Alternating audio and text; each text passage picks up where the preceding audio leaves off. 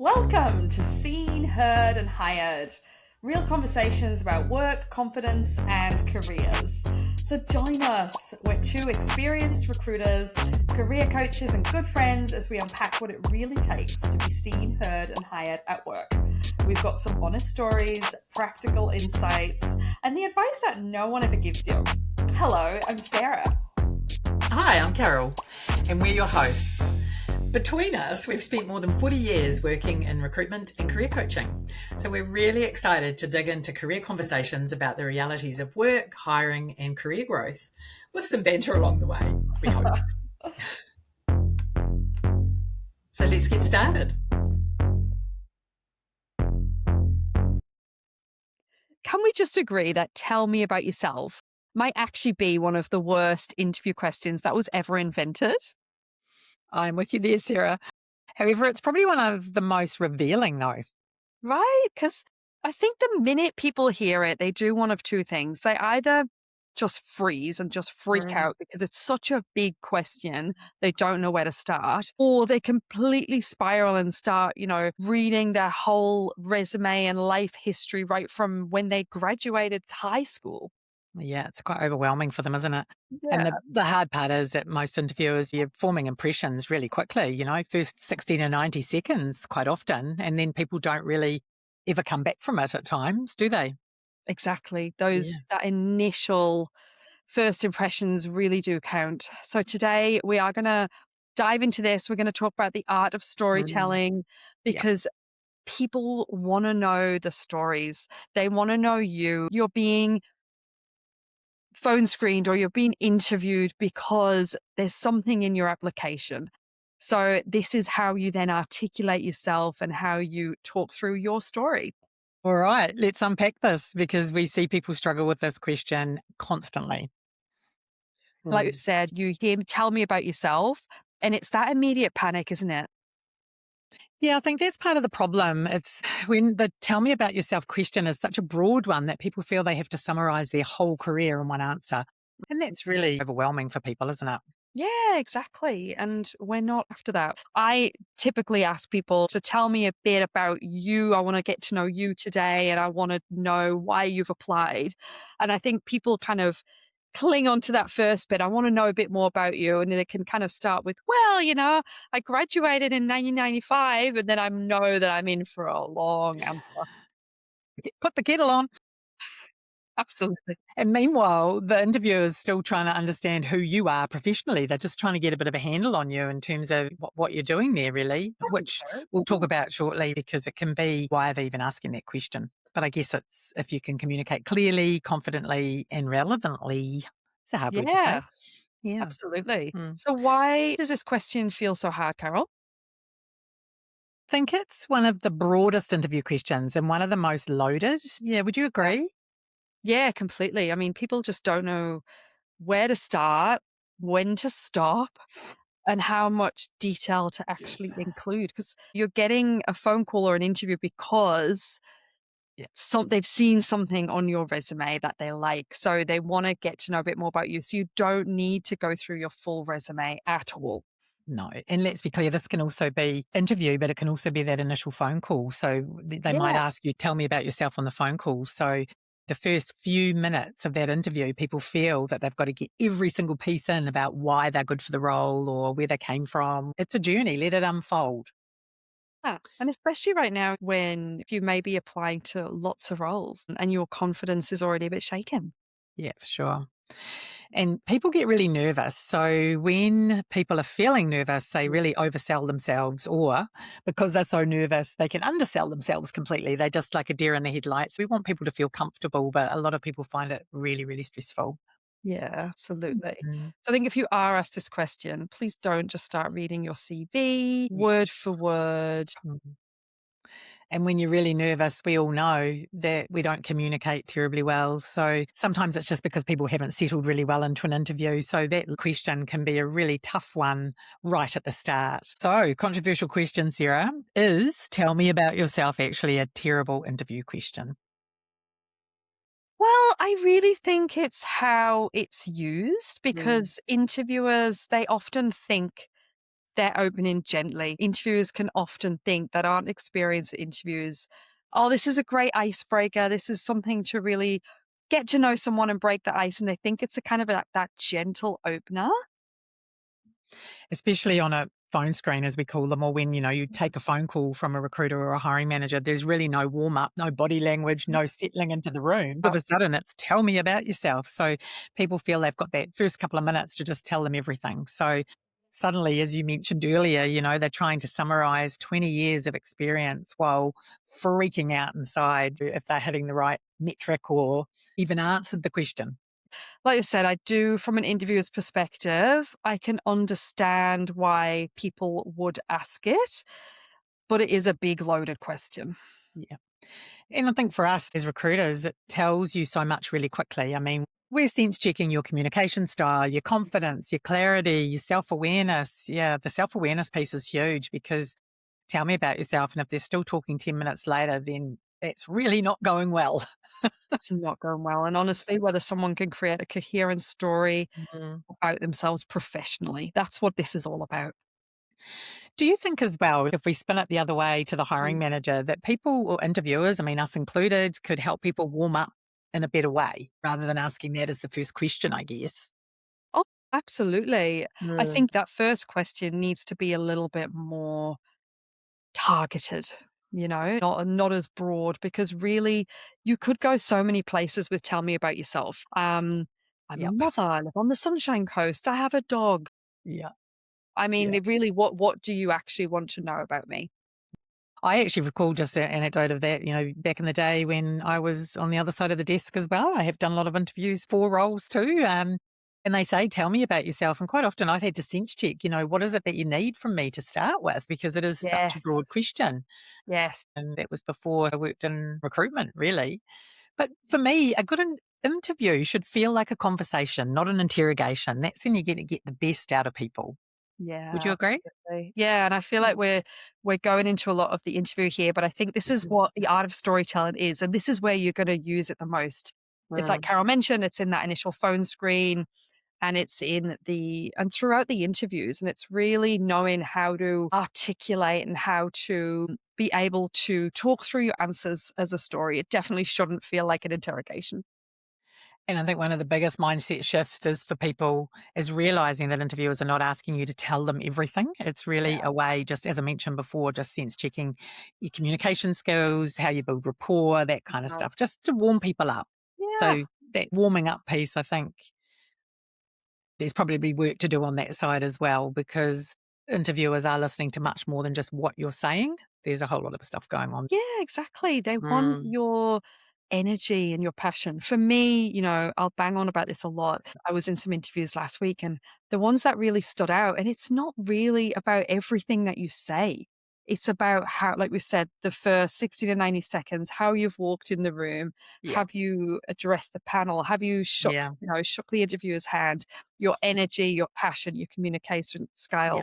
style, being confident without being arrogant, and finding that balance between it is an interview. You are allowed to be confident, you're allowed to sell yourself. Yeah, true. Yeah. So I think, yeah, just it's getting that balance right. Yeah. And it's that initial, when I mentioned earlier, that 60 to 90 seconds, some of these people are judging you whether you're a fit for their team or that environment in that short space of time. So Yeah. it's all of those things, the confidence, the clarity, the relevance of why you're there for the role, your energy. Yeah, all of it. And actually, Yeah. it's interesting that you mentioned that, Carol, because on that first 60 to 90 seconds, I'd heard from a hiring manager just the other week, actually, around a candidate that put their phone on the table in an interview. They kind of Oh, sat gosh. down, had their phone on the table, and it just kind of created this whole vibe for the interview. Like, are you taking it seriously? And you know what? Things happen, somebody may be in hospital, you may need to take a phone call. It is life, and I completely Yeah. understand that, but it's kind of addressing why you've got your phone on the table. So I think people do formulate judgments very quickly. Yeah. So just remember that as well. And if there is something like that going on, just say so, why you've got it Yeah, there. We're all human, we get it, but it's just not absolutely. having that expectation that just going to take that phone call in the middle of the meeting. I think also there are a lot of people, their careers aren't linear, careers can be messy, or you've had a long break or whatever it is. So when someone says, tell me about yourself, you sort of get a bit like, whew, where am I going to start here? So I think it's really important to get some clarity and be really succinct for people who do have what they'd call not a linear career or a diverse career. Because what really experienced interviewers often see is that adaptability, the resilience, rather than candidates probably just see, oh, I've got a messy career, We see a lot more. Yeah, definitely. So I'm going to put you on the spot a minute, Carol. Are you now? I Yeah. am. Because although we're saying it's a terrible interview question and people should not be asking the question, tell me a bit about you. Tell me about yourself. What advice would you give to our listeners today if they're asked that question? How to handle that?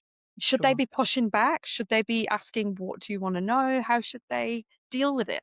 I think getting a bit of structure in your own mind. So not rehearsed, not sort of overdone so that you're really scripted and freaking out because you can't quite remember which sentence is what. But it's a really good way to frame it is probably just think about your present, your past, your future, but just keep it kind of to, I guess the present's great because tell me about yourself. It's more, that gives them the reason why you're there really. I've been doing this currently. Previously I was in this role and then I made the effort to move into this or that sort of thing. Yeah. Yeah, I agree. Absolutely. And I think put something in there that's not on your resume. That's for me, if I heard that question, I mean, maybe not make it too personal, but I'd throw something in there that you like to do that's a passion of yours outside of work, or that's something a little bit different that's going to build a bit more Bit more connection, a bit rapport. more rapport. Yeah, and whilst we know, Privacy Act, I mean, it'd be the same in Australia and New Zealand. So just for the listeners or the watchers, I mean, Sarah's in Aussie, sunny Queensland, and I'm in Auckland in New Zealand. So we give perspectives from both sides of the Tasman. But yeah, with the Privacy Act, there are questions they can't ask you, of course. So then when they say, tell me about yourself, sometimes they just want to get a bit of a sense of who you are. So if you feel comfortable sharing a little bit extra about who you are, it makes a difference. Yeah, people Yeah. probably feel like they're getting to know more of you in that moment. Yeah. Just going back to that present, past, future, I think the present is who you are professionally now, just to reiterate that. I think I probably drifted a bit there, but that's more about your strengths, your focus, the kind of work you're Yeah. known for. So it's action, talking about that rather than I worked at XYZ, then I worked at, it's kind of a few bits around what you did and what you might have brought to it. And the past sort of tie in a few relevant experiences that relate to this job, not every single job. And then the future is why this job or role opportunity makes sense for you. So you can bring that to the fore probably at the beginning. I love that. And that's the most important thing you're going to answer throughout the whole process is your why. Yes. Why you've applied, why you're interested, why now, getting that passion and excitement through. It's actually something, sadly, that I don't hear enough of in Yeah, candidates. I I think agree. more and more people are, dare I say, sitting on the fence. They might be okay in their current role, but having a look what else is out there and maybe don't put their whole self into the process or into an interview because it is, and I get it, it's scary putting yourself completely out there going, I want this job, this is my job. But you can really tell when somebody is not going all in and holding back a little bit. Oh, for sure. I mean, you think back over all the interviews you've done, the interviews I've done, the people that stand out are those people that are just in. They know why they want this role. They know about whether it's the company, but they actually know why they really want it. Yeah, I Yeah. think the problem is people have probably taken interviews for granted in a lot of ways. They've kind of, yeah, I'll apply for 5 jobs because it's easy to. You can auto apply, whatever it is. And so it's easy. If they call, and then I'll handle it then. But that's the worst way to approach it because if you haven't done your homework as to why you want that role and then we call you, sometimes it's out of the blue. You need to give yourself a bit of breathing room to work out which role it might have been. But equally, that energy and why you want that role is so important. And then being able to articulate that in an interview, then you'll have the interviewers sitting forward, listening, paying attention, Yeah. It's thoughtful, it's aligned. It's not just flattery like, oh, you're a really great company. It's more around what it is you think that you can, what will be the best for you joining that company. Yeah, absolutely. And it's conversations need to feel authentic. They need to Yeah. feel memorable. There's nothing like overly scripted answers. Yeah. We've seen that before as well, where people are maybe reading from notes. And actually, that's an interesting one as well. It's Mm. easy to do if in this world now of online where people are Yeah. doing Zoom or Teams interviews, but you can tell. And I've had managers say to me before, it was obvious they were looking at a script, their eyes Mm. kept flicking. So I think Mm. just, yeah, definitely be yourself. Don't be robotic. Have structure to what you want to say, Mm. definitely. But you've got to be memorable and it's got to be authentic. And the structure stuff, we can do so many podcasts on interviews because so many episodes. Yeah. So we can talk about structure and how to structure it in a more Yeah. succinct way. But I Yeah. guess what you were just saying there about being memorable, do you think that's what really makes people memorable is that sort of warmth and self-awareness and being able to tell a good story, which is what we're talking about today. Absolutely. Being confident, being clear in yourself, what your why, what you want, your motivation, that just Mm. comes through. Definitely. Yeah. And no corporate buzzwords that everybody loves to talk about. How are we memorable? What else could we be memorable for in an interview? Do you know, I think too that saying, I can't remember off the top of my head actually, it's that how you make people feel. It's not what you No, say, it's it's not how you what you make them say. Yeah, feel. it's how Yeah, you not make what you them say, it's feel. how you make them Yeah. feel. That sort of Yeah. just came to me then really because Yeah. often it's that feeling in the interview, that engagement, the rapport, the Yeah. energy, the interest. Yeah, it's interesting. So Yeah. sometimes it's not so much what you're saying, but how you're saying it. And Absolutely. strong candidates can really create a connection. It's not a performance. That's it's not a performative thing, is it? That's why technically brilliant people struggle sometimes and it can sound really over rehearsed. Mm. And they're really good candidates, really great, but they don't enjoy the people stuff. And you've got to think about they're diverse, you've got to think about all sorts of things with people coming into a room like that because it can be very intimidating. So I guess that was the part that we were flipping back to maybe the challenge around to a hiring manager. They might be using it as an icebreaker. Is that the best icebreaker to use? Because it's really such a loaded question. Perhaps there's some thought that needs to go into that. It Yeah. really is. The first question should always be, if you are a hiring manager, the first question in an interview should always be around the candidate's motivation. What brought them here today? Why are they interested? Why do they want the job? Yeah. Get them to light up, and then you can ask them a bit more about themselves as time goes on. Yeah. Yeah. Now, I want to ask you, we've got a little area that I thought would be really great. We're going to do myths or truths. So it's a great quick fire just in terms of some of the stuff we've talked about. So I'm just going to, so myth or truth. So let's run Go through for them. it. Let's Yeah. do it. So tell me about yourself is just an icebreaker. I would say that's a myth. Yeah, me too. And I think interviewers often use it as a soft opener. They think it's soft, but Yeah. it's very loaded, as we've said. Most loaded in the whole interview. Got one for you, Carol. The Okay. longer you answer, the better. Massive myth. Someone's still talking 4 minutes later, we've got a problem. So yeah, I know some people have a lot of experience and they really want to get their point across, but it's really getting clarity and being able to be succinct. If you're still Yeah. talking after 4 minutes, you've definitely lost the room and you've Yeah. probably lost yourself. Yeah. And True. that's okay. I think it's okay in an interview to Mm, you're going to be nervous. It's yeah. natural to be nervous in interviews, but just take a minute if you find yourself waffling Yeah. and just ask the interviewer to ask the question again. Just make sure that you've hit all the points that you need to hit. That Take a breath. self-awareness piece. Yeah. Have a drink of water or take a break. I've had people that do that and they sort of end up going off down the rabbit hole, as we say. And then at the end, they're like, oh, what was the question? Yeah.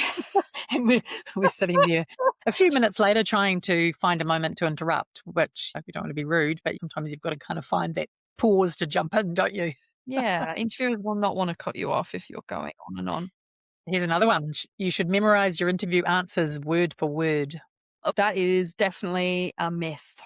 Mm, you've just Because you you can talked about tell, that, right, haven't when someone's you? Mm, reading a script, yeah. And I definitely think rehearse in front of the mirror because you know that you are going to be asked questions like, why do you want the job? Tell me a bit about your current job. What are you really good at? So it's good to go through them, but you don't need to memorize things absolutely word for word. Yeah, they decide quickly whether they'll connect with you, really, won't they? Okay, Um, one more for you then, Carol. So interviewers decide quickly in mm, the first 60 to 90 seconds whether they connect with you or not. I'd say that's true. Sadly, sometimes people don't get given a fair shot, but it's kind of that opportunity to really sell yourself in the first few minutes, which is what we're talking about. So they will decide fairly early on. So first impressions is what we come down Yeah. to. That 60 to 90 seconds It is is human important. nature as well, we often we make decisions very quickly. One more for you, Sarah. If you have a non-linear career, you're at a disadvantage. No, not at all. That's definite Mm, myth. yeah. Yeah. Some of those strongest candidates we meet have really diverse backgrounds, really interesting backgrounds. It's just really all about whether you can connect those dots clearly. Yeah. Yeah. I agree. That was a great segment. I hope you liked our myth or truth segment. It's something that we're going to do a lot more moving forward. If this episode resonated with you, share it with someone that's preparing for interviews right now. So we'd love you to hit that subscribe button, share with a friend, and let us know what interview topics you want us to unpack. In the next episode, we're also going to talk about how to finish your interview strong. So candidate questions. We really love it when people ask questions in an interview. So that's a final impression and how you leave the room and how you're remembered for all those right reasons. Yeah, absolutely. In closing, remember, life's short. So surround yourself with the right people to be seen, heard and hired. Thanks for listening. See you next time. See you. Bye.